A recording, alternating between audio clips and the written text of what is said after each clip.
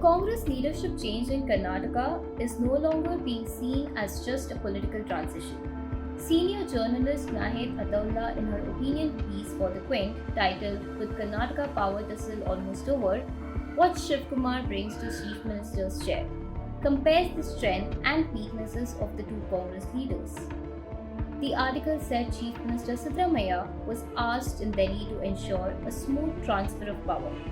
Sources quoted in the report claimed that he may step down in a day or two, paving the way for Shiv Kumar to take over as Chief Minister.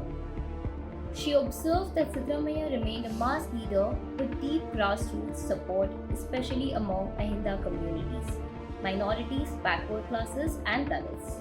She noted that his welfare politics and schemes helped Congress return to power in 2023 after a decade.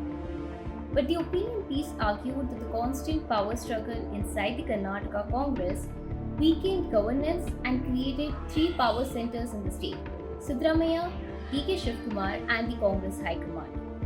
The report further stated that Siddaramaiah wanted a Dalit successor, with Home Minister G. Parameswara reportedly being his preferred choice. However, the Congress leadership appeared determined to honor the alleged 2.5-year power sharing agreement with Shivkumar. The piece also highlighted the contrast between the two leaders.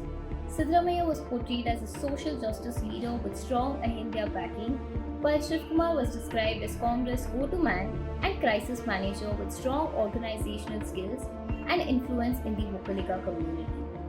Nahid Ataullah concluded that the biggest challenge before the Congress would now be protecting Siddaramaiah's Ahindya vote base while allowing Shivkumar to establish his own leadership ahead of the 2028 Assembly elections.